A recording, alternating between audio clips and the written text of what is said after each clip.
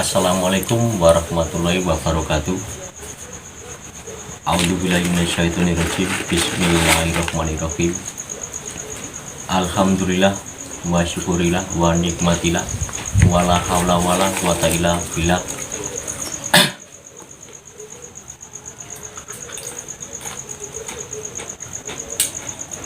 Pada kesempatan kali ini saya akan berdialog dengan Mbah Saifuddin.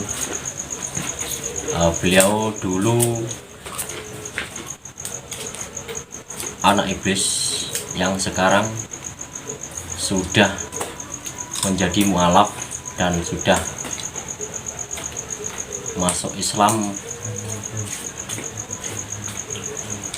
dan sudah ikut mengamalkan amaliyah dari Sang Hyang Nur Cahya Nirwana. Beliau guru kami. Pada kesempatan kali ini saya akan berdialog dengan beliau tentang bahaya menjalankan keilmuan yang tidak bersanad,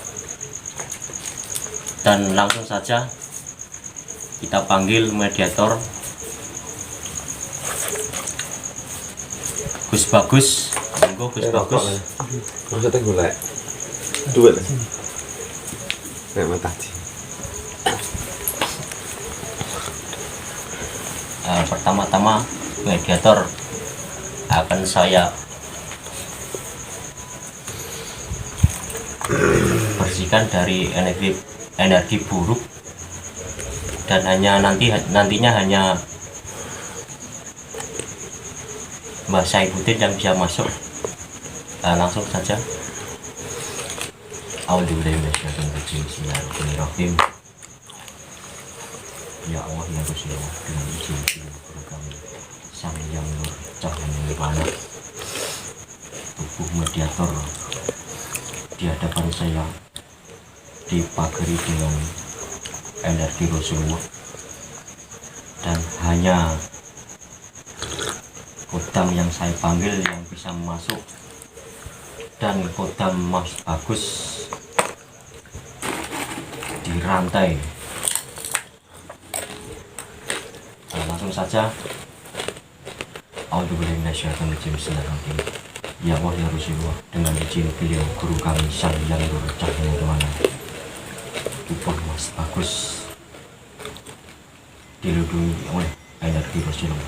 Sallallahu alaihi Muhammad, sallallahu alaihi Muhammad, sallallahu alaihi Muhammad, sallallahu alaihi Muhammad, sallallahu alaihi Muhammad, sallallahu alaihi Muhammad, sallallahu alaihi Muhammad. Allah. Allah. Assalamualaikum malaikat, tolong malaikat roh sukma Mas Bagus diamankan, dilindungi malaikat. A'udzubillahi minasyaitonirrajim. Bismillahirrahmanirrahim. Dengan izin beliau guru kami Sang Hyang Nur Cahya Nirwana. Assalamualaikum Mbah Saifuddin yang ada di majelis. Tolong Mbah Saifuddin panjenengan hadir di mediator di hadapan saya ini. Tolong Mbah Saifuddin hadir. Assalamualaikum. Waalaikumsalam warahmatullahi wabarakatuh. Maaf Mbah Saifuddin, saya cross check dulu apakah benar di hadapan saya ini Mbah Saifuddin yang asli atau tidak. Alhamdulillah minasyaitonirrajim.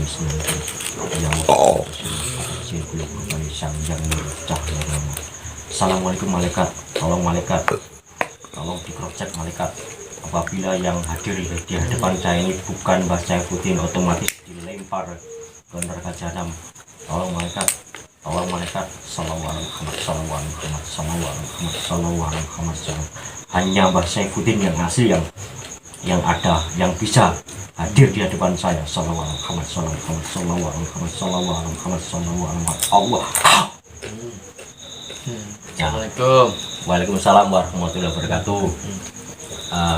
Maaf Mbah Saifuddin, saya hadirkan ke sini Ya. Karena ada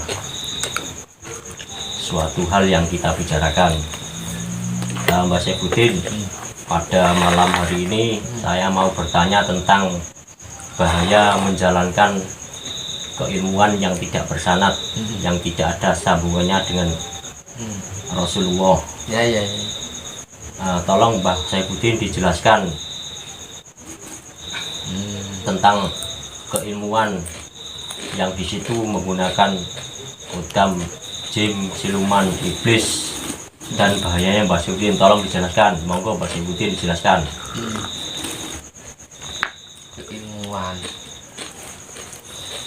Keilmuan yang namanya keilmuan itu banyak,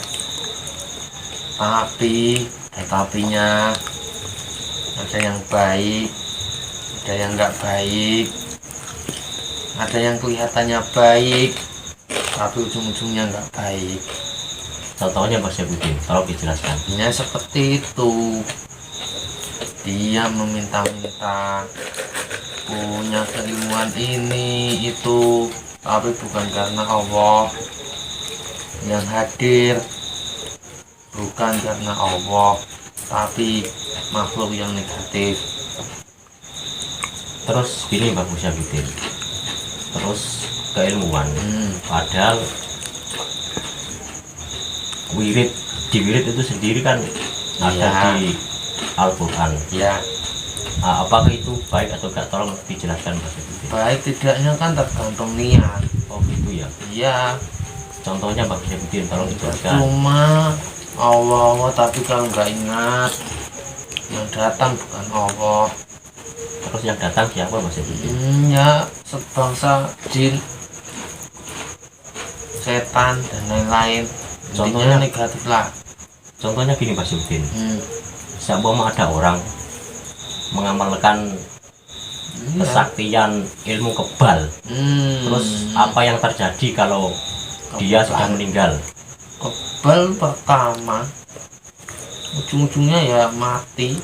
Nah, terus setelah mati Nyawa, jadi apa? Jadi apa? sukmanya ditahan.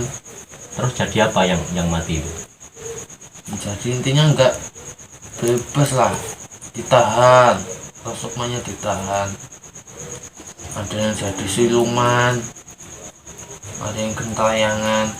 Terus kalau dia menjalankan ilmu kebal itu menjadi siluman apa? Banyak, ada yang siluman naga, ada Ya, apalagi ada yang macan juga ada. oh gitu ya. Banyak kan yang macan. Ya padahal kayak itu kan sumbernya kan dari Al-Quran. Iya. Kenapa kok bisa menjadi Ya karena siluman bukan macan? Allah. Oh gitu ya. Iya, walaupun kamu Allah tapi kan keinginanmu bukan Allah. Jadi ya gitulah.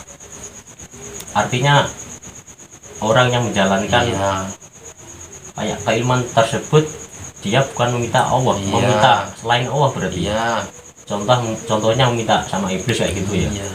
Ya intinya dia minta bukan karena Allah, karena kekebalan, karena kekayaan, Iya, apalagi karena kehebatan biar terkenal di mana-mana, biar aman.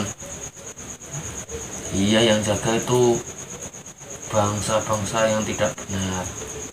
terus seumpama orang kebanyakan kan nggak tahu Bang. Terus gini Mas Bey, dia menjalankan keilmuan yang di situ amaliyahnya bersumber dari Al-Quran, padahal dia sendiri kan nggak tahu, otomatis dia kan menjalankan kan. Ya, Terus setelah dia tahu, terus untuk bertobat itu apa yang dilakukan yang bagus menurut jenengan?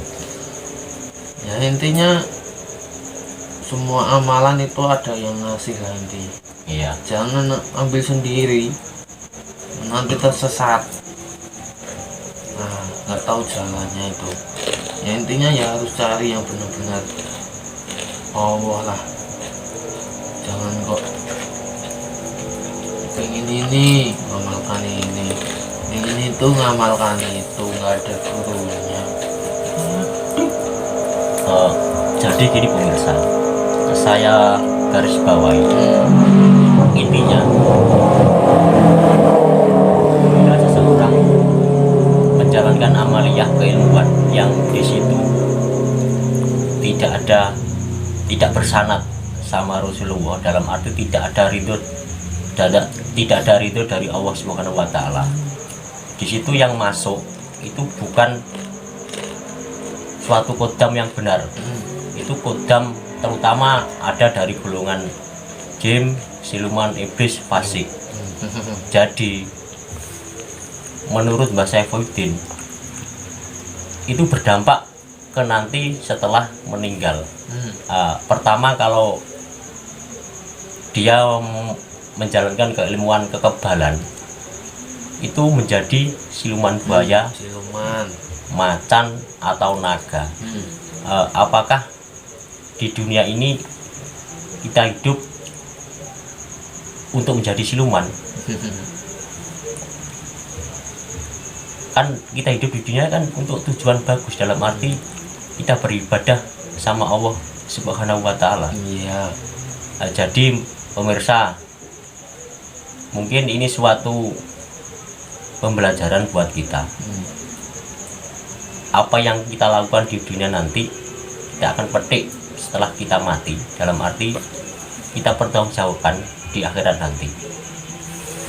Nah, terus apalagi Mas Saifuddin, tolong dijelaskan bahaya tentang keilmuan yang tidak ada sanadnya sama Kanjeng Nabi, sama Allah. Ya, bahaya keilmuan yang intinya tidak meminta karena Allah, bukan ingin mendekat karena Allah. Wah, itu bisa membunuh keluargamu sendiri, Mengambil roh sukma maksudnya. Iyalah. Terus masalah menjalankan keilmuan yang tidak bersanad itu pengaruh nggak sama ibadah kita? Ya, pengaruh. Contohnya? Jadi malas. Oh gitu ya. Kalau bukan karena Allah, dia ibadah tapi niatnya bukan karena Allah. Oh, jadi nggak boleh ya? Ya, intinya harus cari yang benar-benar dari Allah dan karena Allah. Jangan hanya karena dunia, pengen ini itu, pengen itu ini. Waduh, bisa nyawamu yang jadi taruhannya. Berarti itu belum di akhirat ya, baru di dunia ya? Iya. Itu bisa memakan, menawan atau memakan roh sukma kita. Iya. Bahkan keluarga sendiri ya? Ya, makanya banyak di sana dia punya keilmuan tapi keluarganya itu enggak normal, banyak. Oh gitu ya.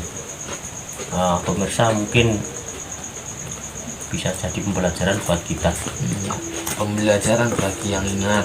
Kalau nggak ingat ya gimana lagi. Terus gini Mbak, terus kan seumpama orang kan sudah menjalankan, dia sudah punya perjanjian sama iblis atau siluman. Ya, diikhlaskan. Terus seumpama dia mau bertobat, apa yang harus dilakukan? Yang pertama harus ikhlas dulu. Oh gitu ya.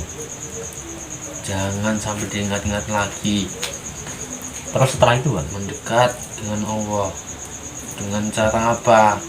ya caranya apa Bang? Tolong dijelaskan. Dengan cara benar-benar minta ampun dengan Allah, bertaubat, gak usah malu. Banyak dulu orang-orang yang kotor sekarang menjadi suci. Oh gitu ya Bang. Iya. Tapi tergantung kemauan kita ya, Iya, intinya dari untuk niat. mendekatkan diri ke Allah Subhanahu wa taala. Iya, dunia sudah tua. Terus apalagi Bang yang perlu disampaikan ke kita ini yang masih hidup?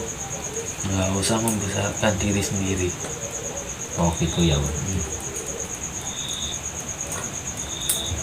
Kita semua itu sama. Yang membedakan hanya derajatmu, derajat di mata Allah. Kalau di mata manusia semua sama.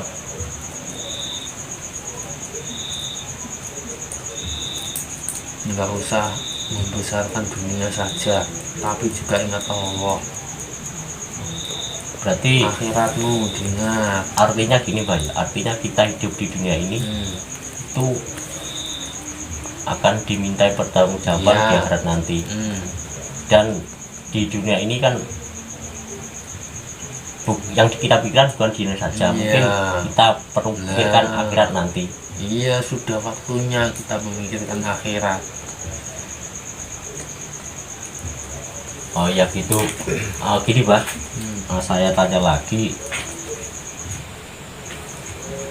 Terus kalau di dunia ini orang punya susuk, itu yang terjadi apa Pak? Bah, itu susuk ditaruh di kepala atau di muka atau di tubuh, itu yang terjadi nanti apa Pak? Orangnya itu setelah mati. Iya, dia nggak akan bisa ke sana.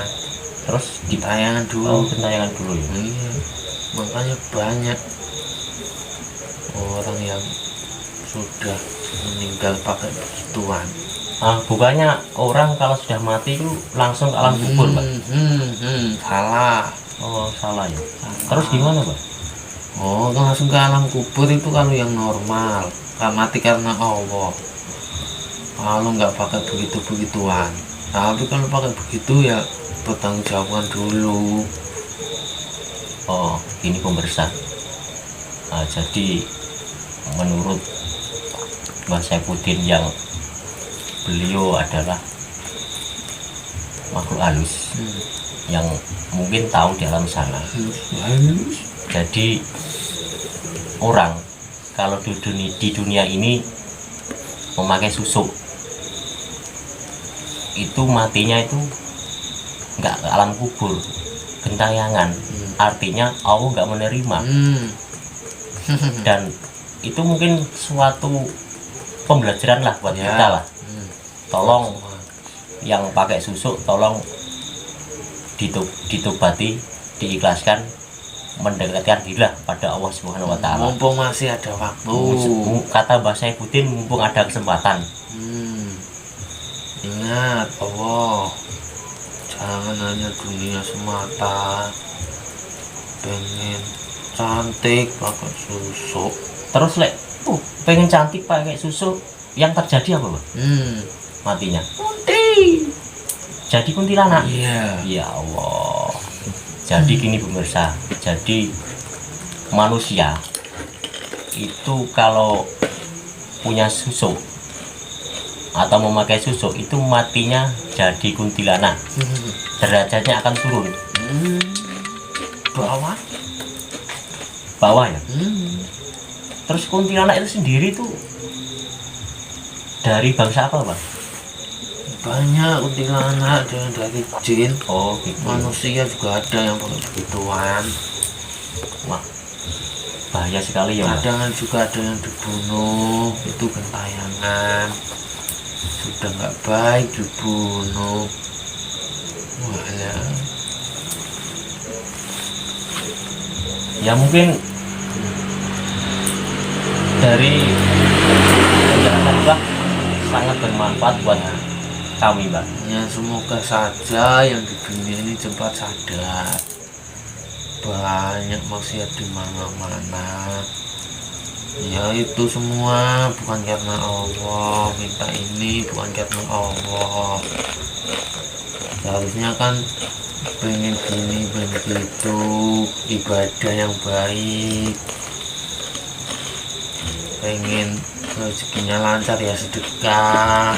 Oh gitu ya Pak. Jangan kok malah barang yang nggak baik digunakan. Nggak usah takut, nggak punya uang, punyanya ini bersedekah kan nggak apa-apa. Insya Allah besok ada balasannya. Oh, amin Pak. Nggak dibalas di dunia ya di akhirat. Oh gitu ya Pak. Iya. Ya mungkin gini Pak, mungkin penjelasan Mbak Saifuddin sangat bermanfaat buat kami. Iya, banyak-banyak sedekah lah. Dan gini Pak Yatim. Mas Tri, dan mungkin ini bagi pemirsa suatu masukan buat kita yang masih hidup ini ya. Selagi ada kesempatan, bertobatlah. Mungkin hanya itu Mbah yang bisa saya tanyakan. Sebelumnya saya minta maaf apabila saya ada salah kata atau ucapan yang kurang berkenan di hati Mbah. Ya, Silakan Mbah, kalau mau kembali menjalankan tugas. Salam dulu. ya, sebelumnya saya mohon maaf. Saya apabila ada salah kata. Iya Mbah. Intinya cuma satu. Iya. Dunia sudah semakin tua, bencana di mana-mana, itu teguran untuk kalian. Ingat dengan Allah ya. Iya Mbah. Udah, saya pamit dulu. Iya Mbah. Tolong. Assalamualaikum warahmatullahi wabarakatuh. Waalaikumsalam warahmatullahi wabarakatuh. Demikian pemirsa dialog kita sama Mbah Saifuddin tentang bahaya menjalankan keilmuan yang tidak bersanad, yang di situ kita meminta selain Allah. Di video kali ini kita ambil sisi positifnya, sisi negatifnya kita buang, dan kebenaran hanya milik Allah Subhanahu wa Ta'ala. Kita manusia tempat salah dan dosa. Apabila ada salah kata, kami mengucapkan permohonan maaf yang sebesar-besarnya. Saya akhiri. Wassalamualaikum warahmatullahi wabarakatuh.